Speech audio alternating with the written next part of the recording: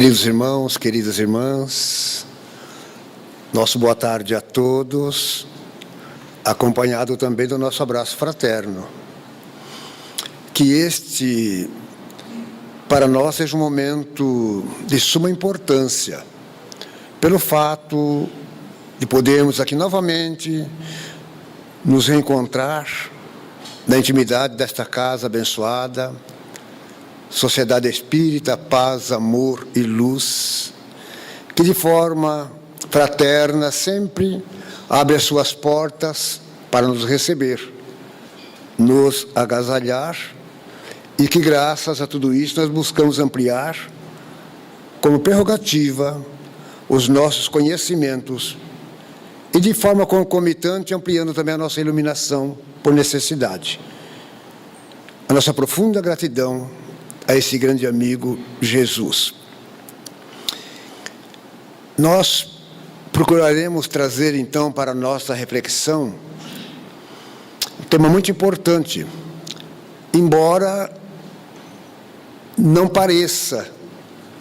Quantos de nós muitas vezes proferimos a oração do Pai Nosso ou a oração dominical e não conseguimos perceber aquilo que estava além das simples letras e das palavras mencionadas por nós.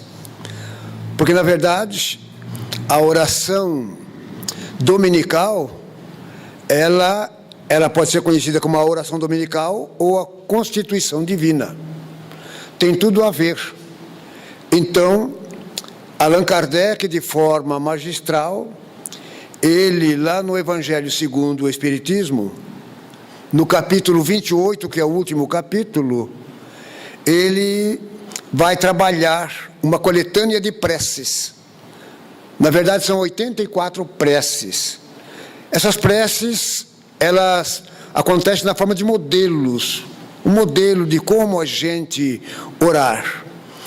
E ele, antes de ele trabalhar as preces, ele coloca lá no cabeçalho, porque ele diz assim: os espíritos recomendaram que colocássemos a oração dominical como a oração mais importante aqui à frente da coletânea de preces, mais ou menos com essas palavras.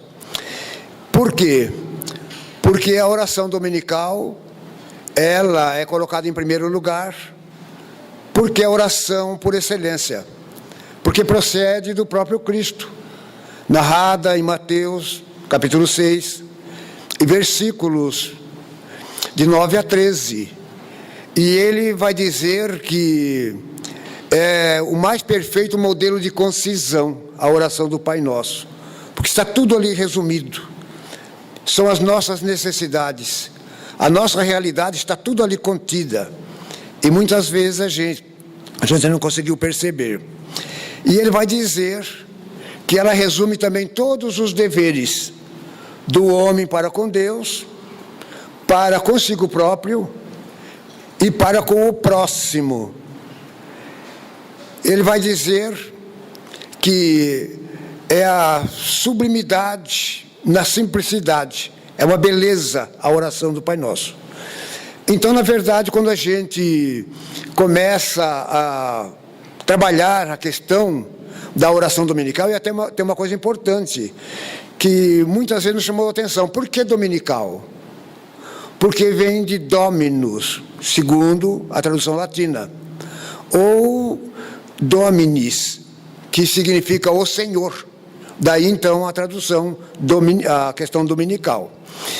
Então, essa oração, ela está lá no capítulo 28, Allan Kardec a colocou de forma muito inteligente, lá no item 2 do capítulo 28, encabeçando toda aquela coletânea de preces. Então, mas ele, de forma inteligente também, magistral, ele vai dividir a oração do Pai Nosso em 6 subtemas.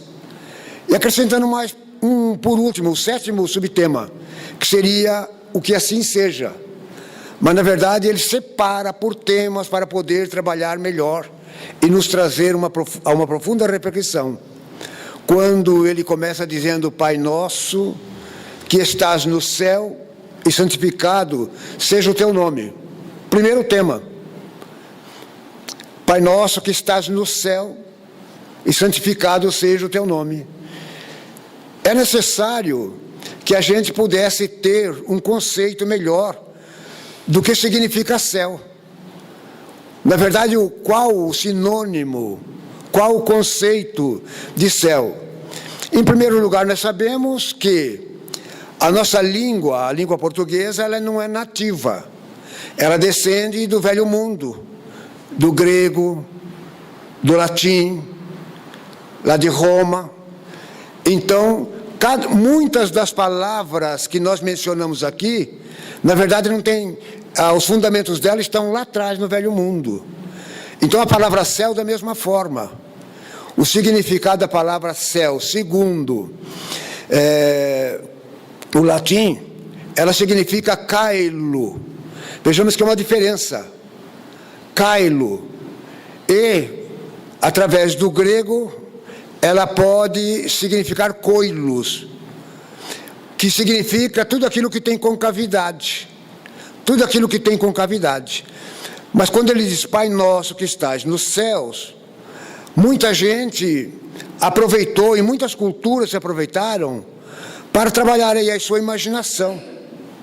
Algumas dessas imaginações até com certo fundamento, porque era muito comum antigamente as pessoas atribuírem a uma questão de sétimo céu. Quem já não ouviu falar muitas vezes? Aquela pessoa, quando estava bem, feliz, aquela pessoa está num sétimo céu, porque eles entendiam que os céus, essas formas concêntricas, começando do primeiro céu, segundo, terceiro, até o sétimo, ela ia significando, quanto mais a pessoa ia conquistando esses céus, mais ela ia se elevando e mais feliz ela poderia se tornar. Então era muito comum a pessoa dizer que estava no sétimo céu. Isso já fazia parte da cultura romana, inclusive. Fazia parte também já da cultura judaica. Não só uma cultura, algumas culturas adotaram. Então, porque eles entendiam, porque kailon significa coilos, ou tudo aquilo que tem forma côncava. Por quê? Porque o nosso planeta Terra, muita gente diz assim que ele é redondo, não é redondo. Na verdade, ele é uma esfera, partindo e ligeiramente achatado nos polos. Então a impressão que nós temos, uma ilusão de ótica, e pelas emanações vibratórias dele, tudo é nessa forma, concêntrica, porque ele é uma esfera, então tudo isso leva e dá essa ideia de esferas. Então o sétimo céu seria já uma situação muito importante para pessoas. Outras culturas, trabalhando da mesma forma essa questão do céu, que demoramos muito tempo para entender, trabalhando essa cultura, atribuíram a outras quantidades. Por exemplo, Paulo, ele já trabalhava com a ideia de 3 céus. E até porque tem uma passagem lá em Coríntios 2, lá no capítulo 12, versículo 2, que ele vai dizer assim, que há 14 anos ele conheceu um fato de um homem que foi arrebatado para o 3º céu. E ele diz assim, se no corpo ou fora do corpo, eu não sei. Deus o sabe. Mas a narrativa dele era das melhores, de plena felicidade, por ele ter sido arrebatado para esse 3º céu. Então, algumas culturas trabalharam também a ideia do primeiro céu, a crosta terrestre, um céu intermediário e o último céu. Já Ptolomeu, um grande cientista, matemático, astrólogo da época, ele, espiritualista, ele chegou à conclusão de 11 céus, 11 camadas superpostas, 11 esferas espirituais, e começando da nossa crosta terrestre, a primeira. Então, e a última camada, a 11ª camada, de número 11, ele a denominou de empíreo, porque empíreo significa fogo, clarão, luminosidade. ele chegou a essa conclusão. Então, quando Jesus, na verdade, ele menciona Pai Nosso que estás nos céus, isso deu vazão para muitas culturas, criar muita coisa a nível de imaginação. Mas, na verdade, ele está se referindo ao universo.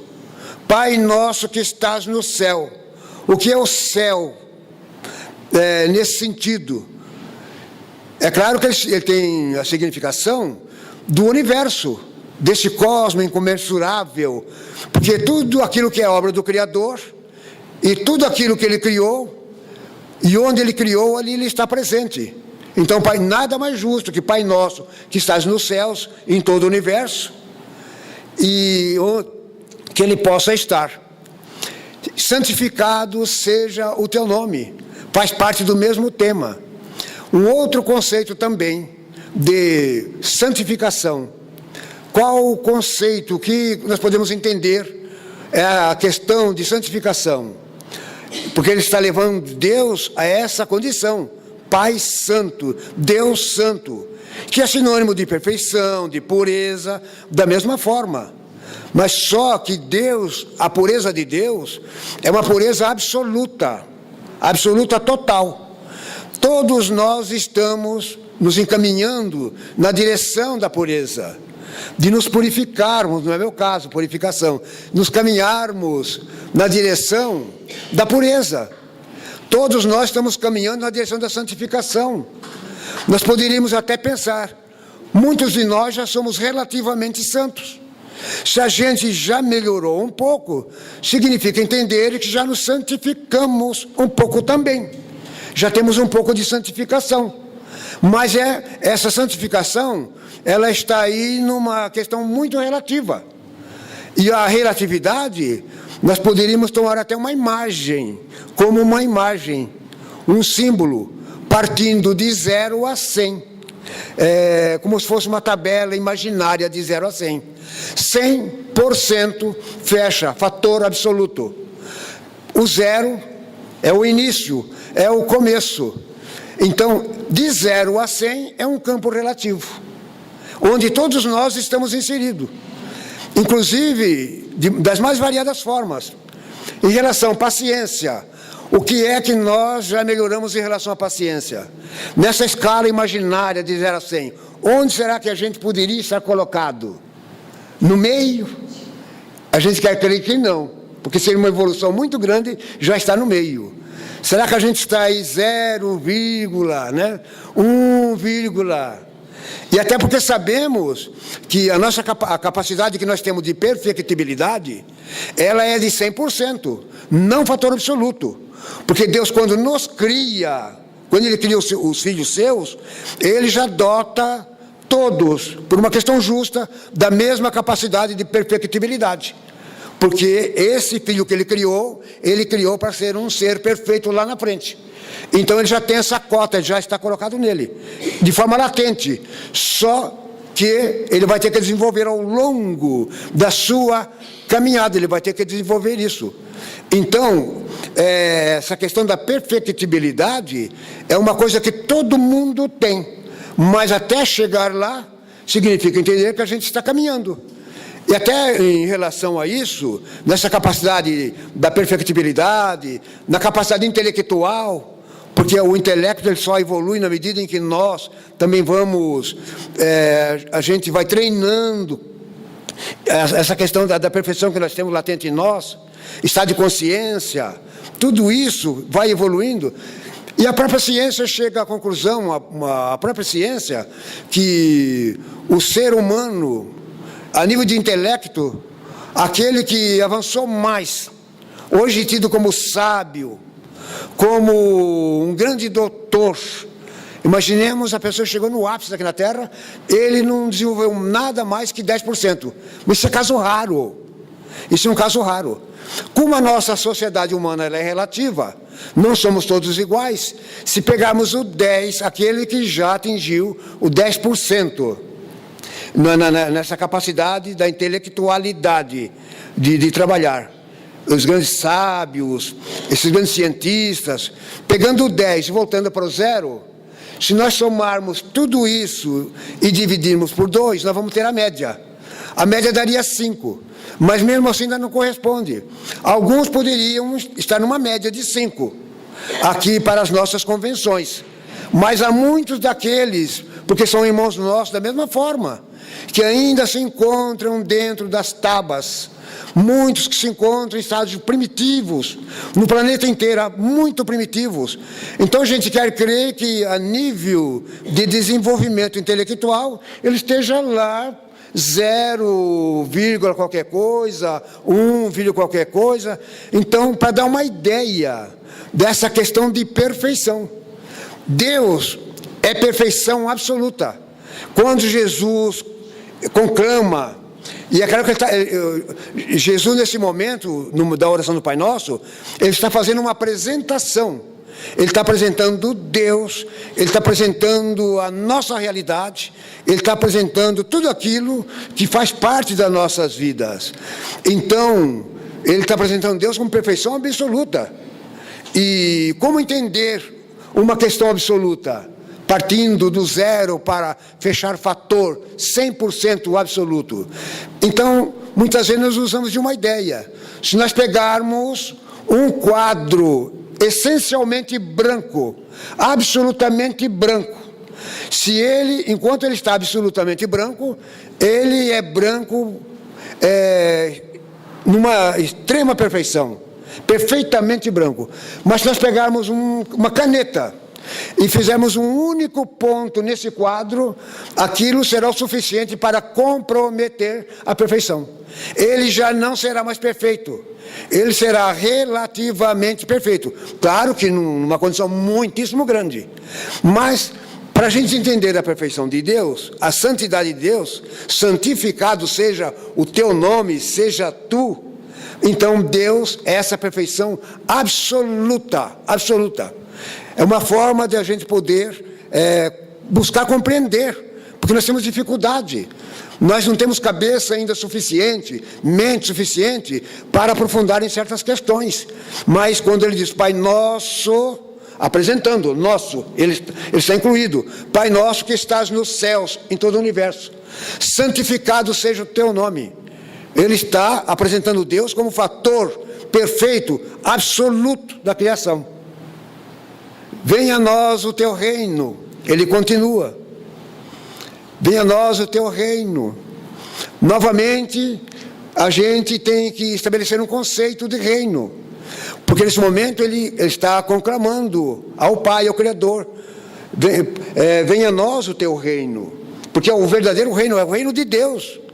Ele nos criou a todos há milhões e milhões de anos atrás, ninguém sabemos se bilhões, mas todos nós predestinados a um dia fazermos parte de um contexto, todos, sem exceção, num reino fantástico de amor, num reino de total equilíbrio, onde não exista lugar mais para o mal, não exista lugar para enfermidades.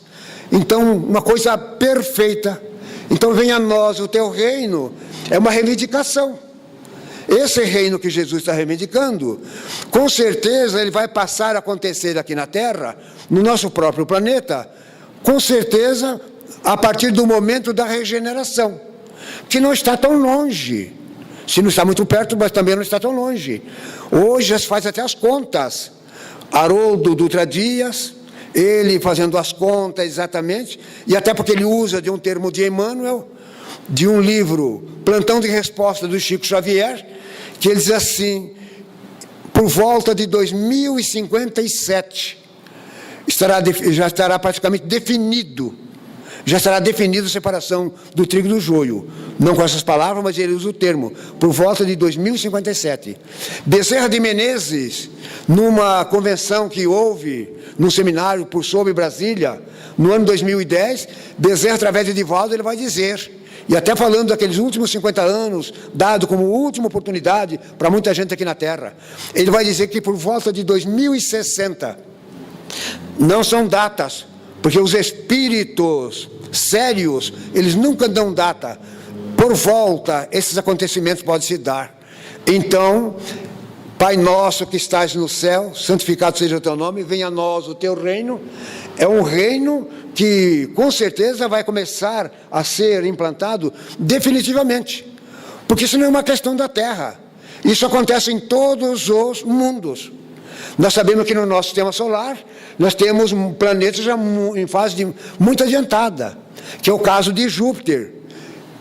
Allan Kardec, lá na Revista Espírita, de 1858, com uma revista lá engloba os 12 meses, no mês de março, ele vai dizer, ele vai falar que Júpiter, a população de Júpiter, as pessoas que habitam Júpiter, eles fazem parte da segunda ordem. Olha uma coisa interessante, como o Allan Kardec, ele vai concatenando tudo, no Livro dos Espíritos ele separa por ordens. Terceira ordem, a nossa. Segunda ordem, aqueles que já estão prontos para dar seguimento a novas etapas. E primeira ordem, espíritos puros. E ele vai dizer lá que os espíritos que habitam Júpiter são todos da segunda ordem. Não são santos, mas a gente quer crer que Júpiter esteja alguns milênios já nesse processo adiantado. Porque ele vai dizer ali também que a média de vida, ele fala com todas as palavras, cerca de 5 dos nossos séculos. 5 dos nossos séculos são 500 anos. Então, vejamos, está se falando de reino. Está se falando, venha a nós o teu reino. Essa questão foi perguntada para Jesus. Naquele momento da grande dificuldade, quando ele tem início o sofrimento dele, quando ele é preso, ele é levado de forma sumária, diante de Caifás, de Anás, levado a Pilatos, feito andar, preso, sofrendo, cuspido no rosto, apanhando, e por último, então, novamente, Pilatos reivindica, e tendo-o feito vir novamente à sua frente, aí ele lhe pergunta, porque quem menos queria que Jesus morresse, era Pilatos naquele momento, era ele. Alguém diz que foi Pilato que condenou Jesus, na verdade, ele teve que levar a sentença, porque os sumos sacerdotes, lá do tribunal judaico, eles não tinham autoridade para decretar pena de morte. Então, eles tinham que usar, porque quem decretava a pena de morte era só o poder constituído de Roma, que estava ali. Então, eles fizeram tudo aquilo, e ele tentando até se desviar. E até que tem um momento interessante, um momento inusitado, quando, no momento, alguém entrega um bilhete para ele, para Pilatos. Quando ele abre o bilhete, ele vê que se tratava da própria esposa, Cláudia Prócula. No bilhete ela dizia, para que não colocasse as mãos naquele homem, porque naquela noite ela muito sofreu em sonhos, mediunidade, ela já havia sonhado. E ele, imagine, já estava em dificuldade, não vejo nenhum mal neste homem. E ainda recebe aquele bilhete, porque Cláudia Prócula, ela era enteada de Tibério. Na verdade, era filha adotiva do imperador Tibério. E Pilatos, que não era tonto nem nada, ele forçou esse casamento para ter poder ali na Judéia, ali mais propriamente. Então vejamos, aí naquele momento quando ele faz a pergunta, tu és rei? Porque é o que corria, tu és rei. Ele disse, tu o dizes, sou rei, mas o meu reino ainda não é deste mundo. Que mundo que ele está se referindo? Nosso, a terra. Nem hoje imaginemos antes, mas o meu reino não é deste mundo, porque se eu fosse rei, a minha gente houvera combatido para que eu não caísse nas mãos dos judeus. E termina novamente dizendo, mas o meu reino ainda não é aqui. Então vejamos, como tem tudo a ver com esses momentos que nós estamos vivendo, esses momentos difíceis que o planeta está passando, de conflitos, de dor, de sofrimento, de medo. Então, Jesus naquela época já reivindicava, venha a nós o teu reino, dá-te pressa, quase com essas palavras, dá-te pressa, Pai. O povo, muitos daqueles já não suportam mais, embora o tempo esteja correndo velozmente, parece que está demorando tanto para que na terra se implante um novo advento. venha a nós o teu reino, seja feita a tua vontade. E onde está tudo isso? Na oração do Pai Nosso, na oração dominical, uma verdadeira apresentação, reivindicação e falando da nossa realidade. Seja feita a tua vontade, um outro subtema, assim na terra como no céu, tanto na terra como no céu, sinônimo de universo, porque Deus, Ele se manifesta através das suas leis. Deus não age pessoalmente, e até porque Deus não é uma pessoa, Deus não é um ser. Já comentamos aqui anteriormente, que o próprio Divaldo vai dizer isso, porque certa vez, e não faz muito tempo proferindo uma palestra, quando ele termina, uma menina de aproximadamente 7, 8 anos, chega até ele e diz para ele, porque o tema dele versava em torno dessas coisas, e ele diz, o senhor disse que o universo foi criado por Deus. Ele disse, sim, mas então quem foi que criou Deus? Porque sempre nós buscamos uma anterioridade, uma coisa anterior. Então quem foi que criou Deus? E o Divaldo, a gente viu ele falar ali, ele dizendo que em toda a vida dele, ele nunca esteve numa situação tão difícil como aquela. Nunca esteve numa situação tão difícil. Ele não sabia não sabia o que falar naquele momento, mas foi uma coisa muito rápida, que sopraram.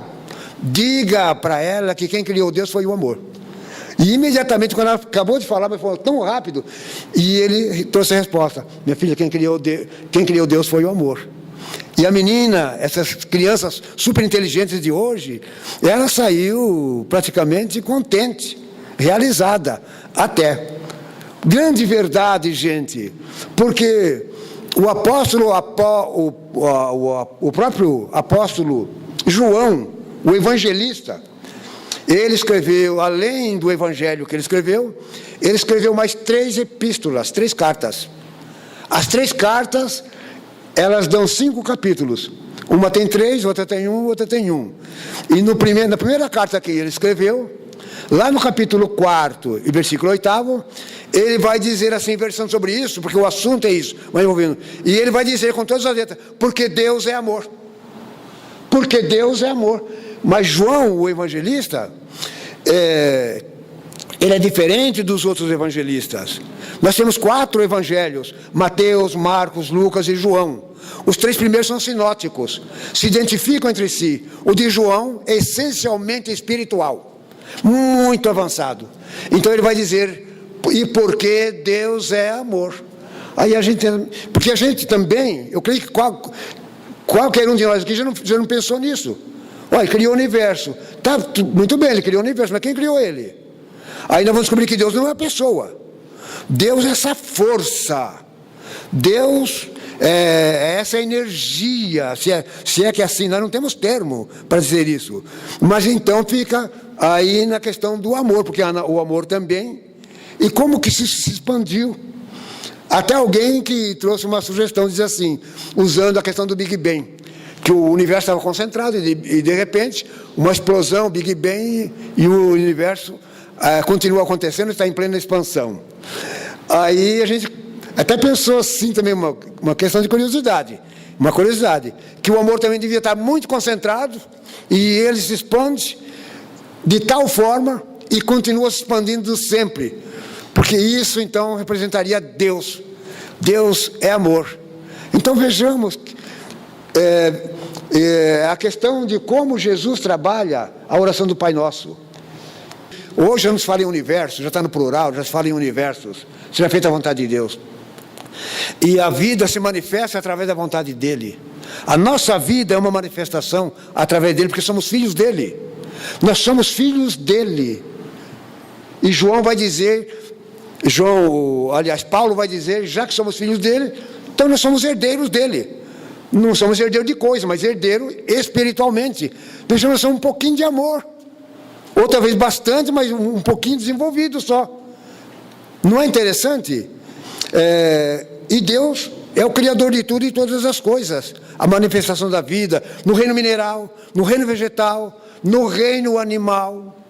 Seja feita a tua vontade assim na terra como no céu. E a vida é uma coisa maravilhosa. Nós precisaríamos passar aqui quase que um dia conversando para falar dessas coisas. Quando a gente nos vislumbramos com uma grande árvore, peguemos aí um carvalho, uma sequoia, e saber que aquilo saiu de dentro de uma pequenina semente.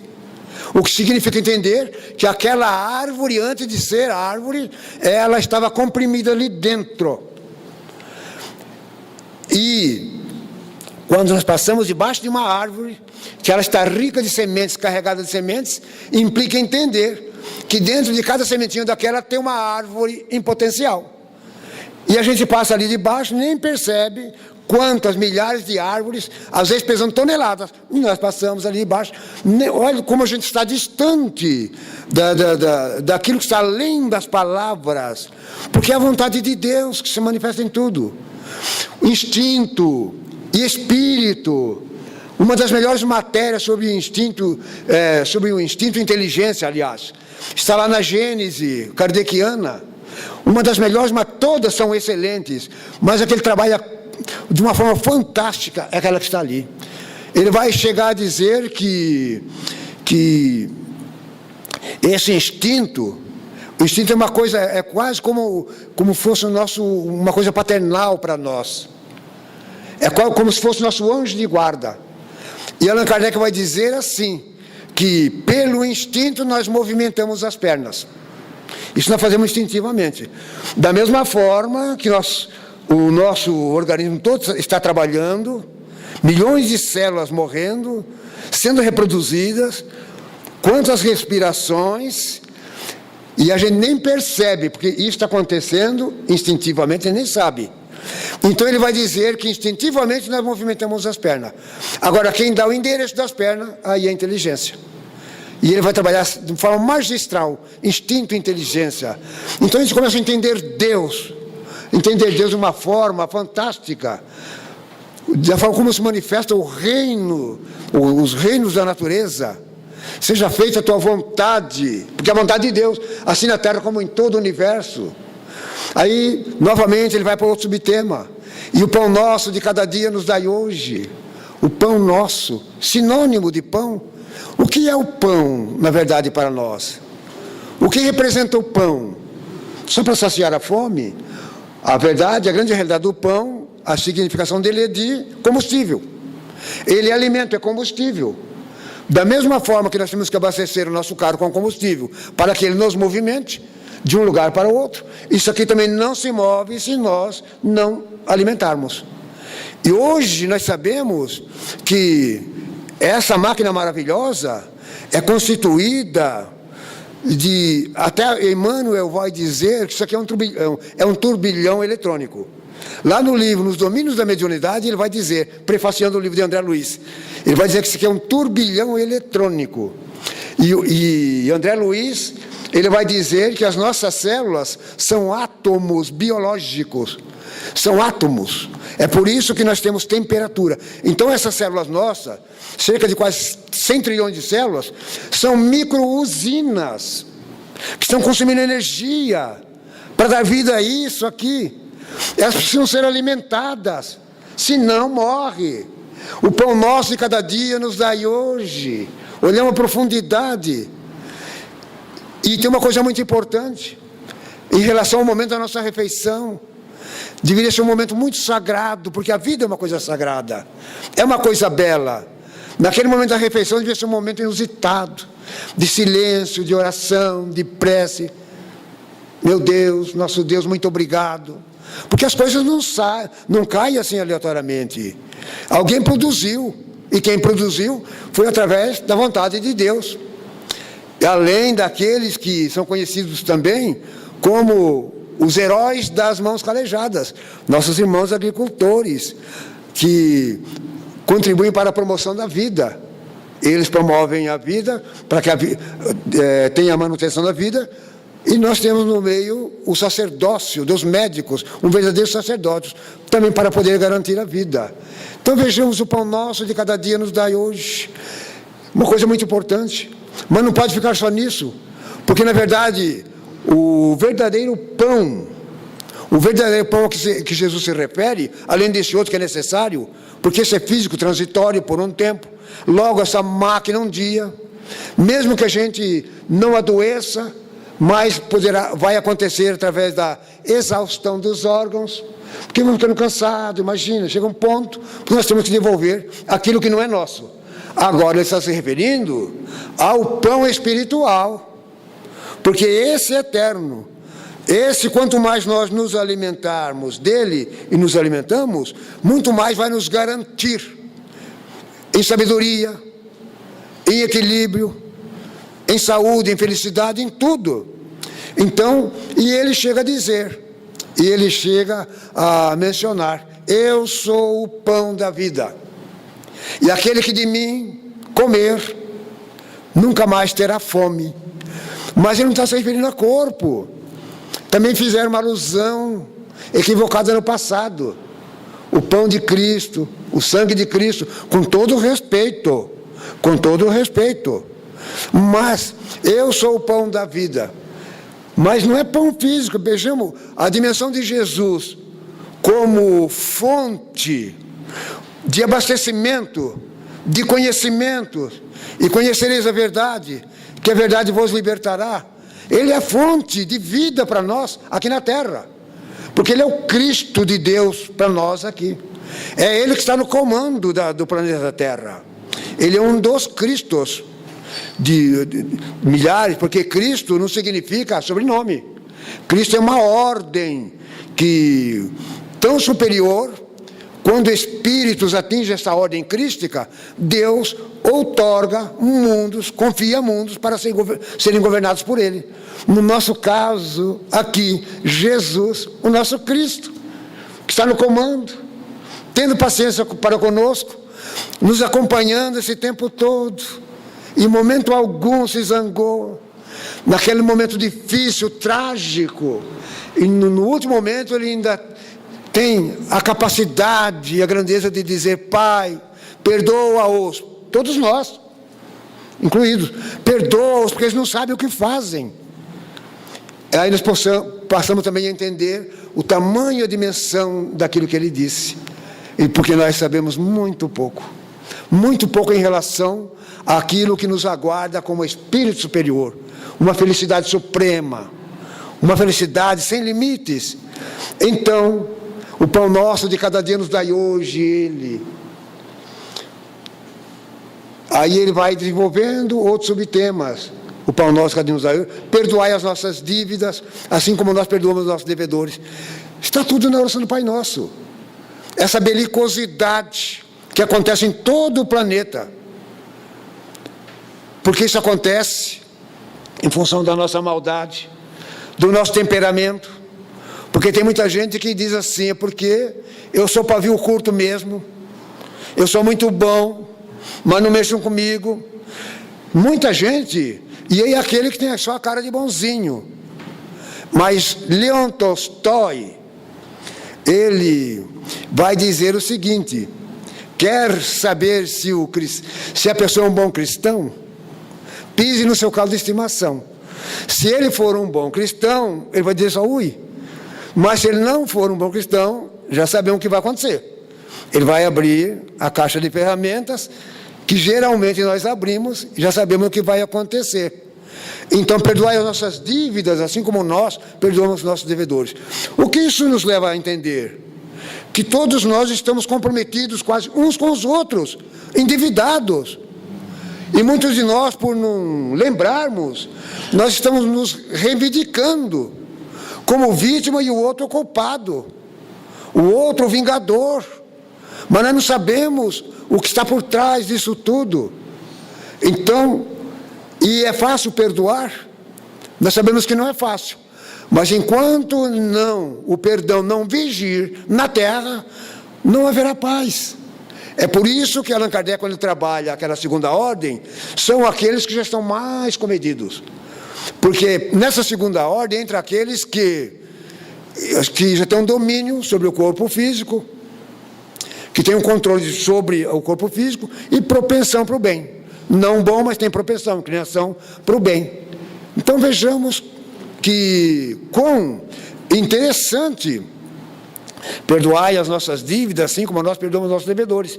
E o que é que Jesus, e o que é que a Divina Providência faz para melhorar isso? Como está lá no livro, lá no Evangelho segundo o Espiritismo, lá no capítulo 5, lá no versículo número 11, e no segundo parágrafo: frequentemente os espíritos reencarnam no mesmo meio em que já viveram. Olha só, a Divina Providência, ela não quer saber, ela nos coloca sempre junto, estabelecendo relação com as mesmas pessoas, para resgatar o mal que lhes haja feito. É o momento oportuno. É por isso que a gente entende, a gente começa a compreender aquela divergência no grupo consanguíneo, nesse pequeno distrito, na nossa casa, no grupo. Se nós temos 5 filhos, são como 5 dedos da nossa mão. Cada um é diferente, um do outro. Mas é a grande oportunidade misericordiosa que acontece.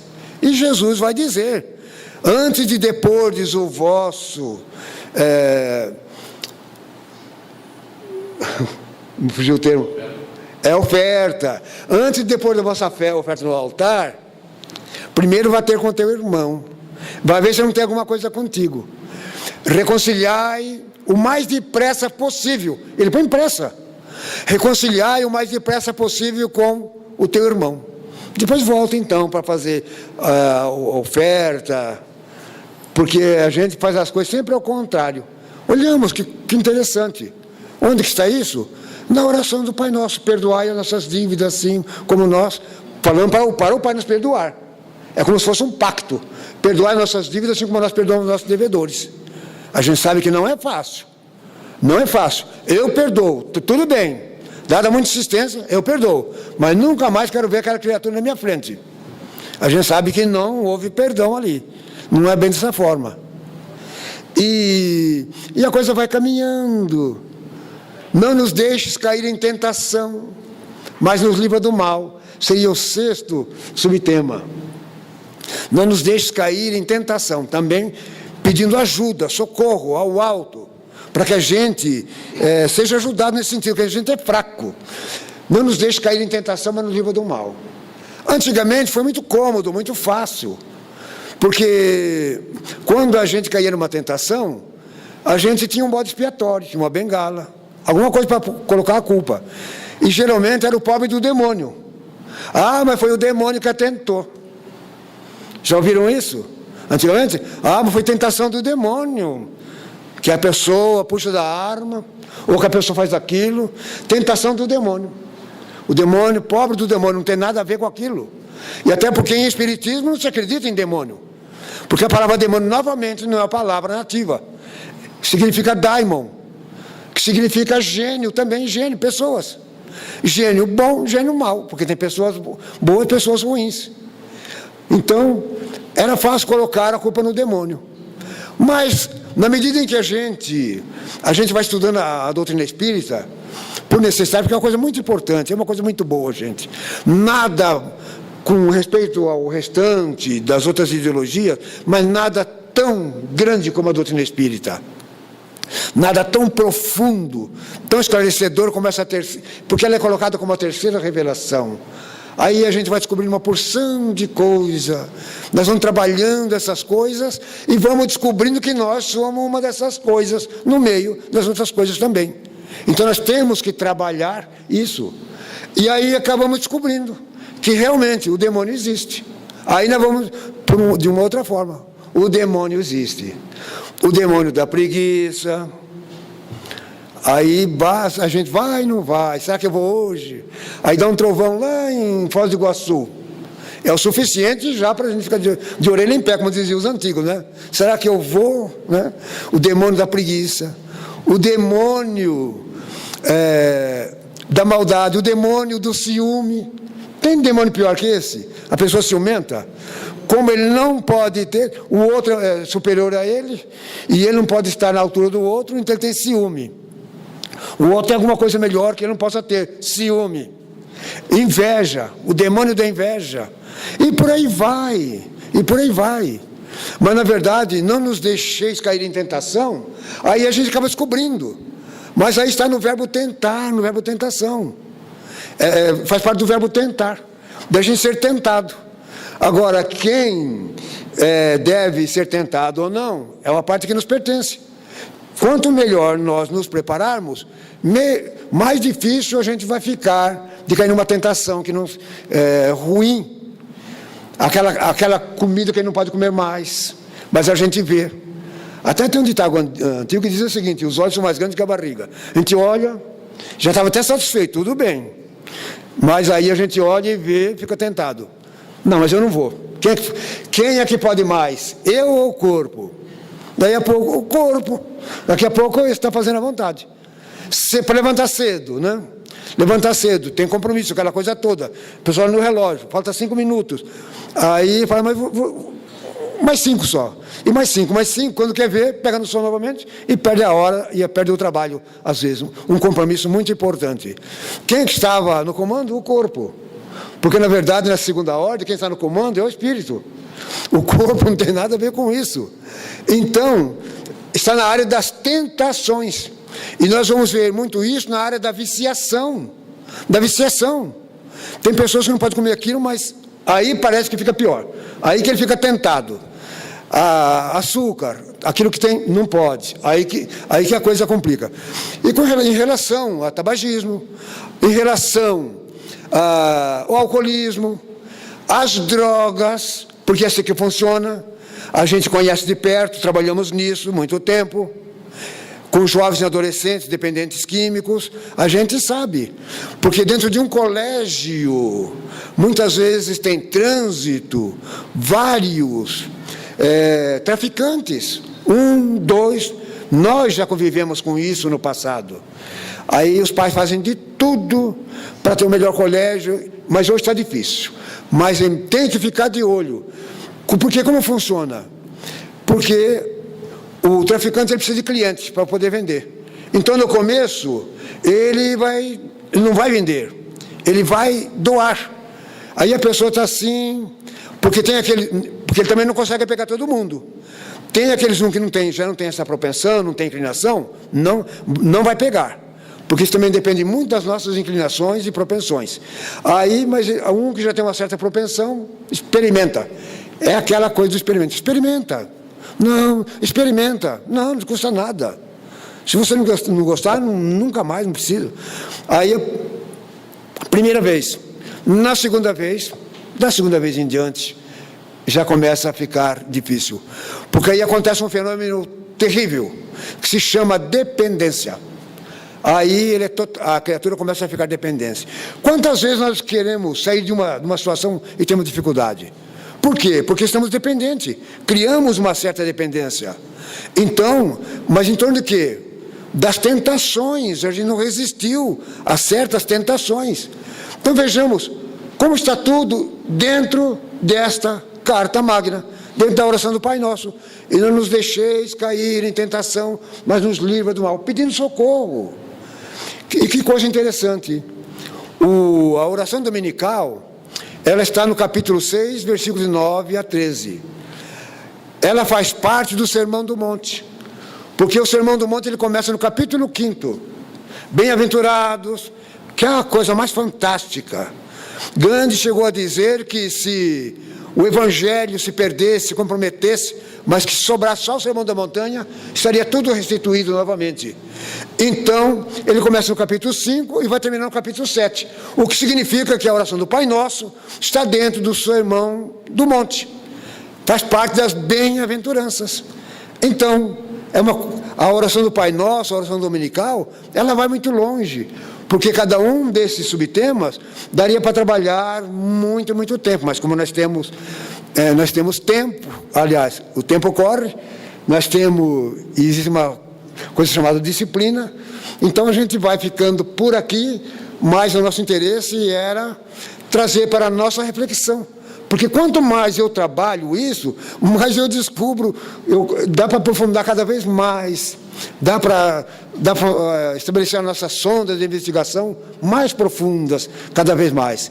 Então, meus queridos irmãos, esta é nossa singela mensagem para esta tarde, mas que as bênçãos e a proteção de Deus, nosso Pai Criador, e as bênçãos de nosso Senhor Jesus Cristo possam estar sempre presente em nossas vidas, nos dando muita força, muita coragem, para que a gente não tenha medo, não tenha nenhum temor diante das dificuldades que se nos apareçam, para que a gente consiga transpor tudo isso, porque Ele, Jesus, na condição de mestre dos mestres e médico dos médicos e médico de almas, nos aguarda cada um no regaço de seus braços, em torno das suas bem-aventuranças. Muita paz, muita proteção a todos. Muito obrigado.